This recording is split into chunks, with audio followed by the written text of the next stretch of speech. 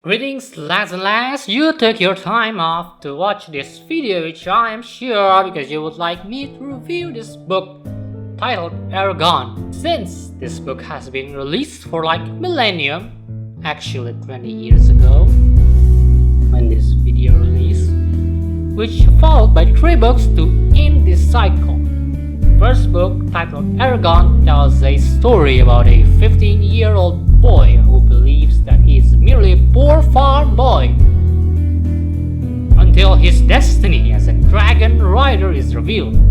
Gifted with only an ancient sword, a loyal dragon, and sage advice from an old storyteller, Eragon is soon swept into a dangerous tapestry of magic, glory, and power. Now his choices could save or destroy the empire, the inheritance. That is what this cycle name has tons of people who request politely to remake the movie's first book titled Eragon 2006. Because it's so bad that it's so good and then it goes back to bad again. Get it? I didn't get it either. Well, you can check it on Christopher Paulini's social media if you don't believe what I show on the screen. But then again, I'm here to talk about the book. Let's start a review, shall we? Eragon is written by Christopher Paulini when he was 17 and published in 2002 by Alfred A. Knopf.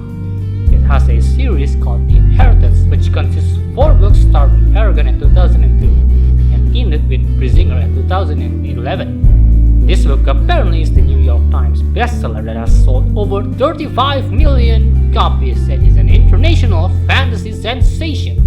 Well, nowadays it's a rookie sensation because 20 years has passed and many quality next generation author has also passed the old school authors. Yes, it is old and has many flaws on being relatable writings to your audience. But I promise you the plot progression is decent. How so? Let me explain. This book has many great plot points where the main character Eragon battling and struggling about his life goal. This can be seen when the plot brought reader from place to place are really detailed. For instance, from one place to another place and to another place, which connected to the other 2 places. Now, that's the kind of stuff you can remember for these world places. And for the character plot, I think it's just kinda systematic with torture the main character Eragon throughout the book with tough choices when all of a sudden, out of his knowing, a dragon egg landed in front of him and hatched. Because the dragon just suddenly shows up, he has a responsibility to be a dragon rider. It's their kind or extinct a long time ago. Now he is the chosen one of this journey. Alongside this journey, he has a mentor guiding him how to choose his own path.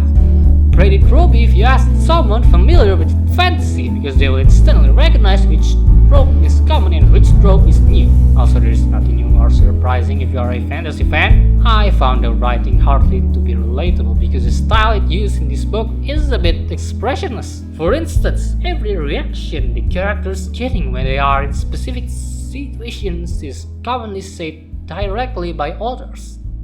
There is many kind of line where the character has gotten into a difficult situation and instead of them saying something, the author is the one who said it briefly for 1 or 2 words, 3 words. Like for another example, after he got into a huge problem, he cursed and tried to find the exit, but eventually he failed or succeeded. But again, he was 17 when he wrote Eragon and homeschooled at that time. Pretty reasonable if you ask me. The relationship between characters I found is quite connected. When a certain character remembers other character, they react with a believable commentary. Another example, when they just met, they did an introduction. Now that's just common thing. Well, no. How long the introduction depends on the situation they just met. Another instance, they introduce themselves when they are in a dangerous situation and they are really careful with each other and try to protect themselves whether they are ally or enemy because they don't know yet. Well, nowadays every story is relatable to many consumers as possible. But again, this book is old and written by 17 years old, yet still published and have other 3 books to finish this series. The author deserves respect for introducing me to a fantasy literature. When I'm new to fantasy literature, this book has great suspense trope became more obvious and did cause me in suspensions of disbelief like my younger self. Despite from that, I think this book has an easy to grasp message here. For instance, how we should think before act first rather than get emotional before act, or how you should trust people with a good nature in their heart, etc. etc. You can find more in this book if you are interested. As I mentioned before, I had a great time with this book when my younger self know nothing about fantasy literature. After I'm older, I can see how old the book is. Because this book is old and a bit hard to relate, I can recommend this book to young people who can read, or someone who is interested in entering world of fantasy literature. Thank you for watching. I don't have a grudge against the author, but that's just my honest view.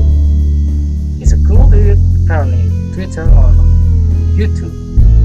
Yeah, we play Minecraft too sometimes. My name is Muhammad Widianto from Senior High School, Al-Masoem. State my closing.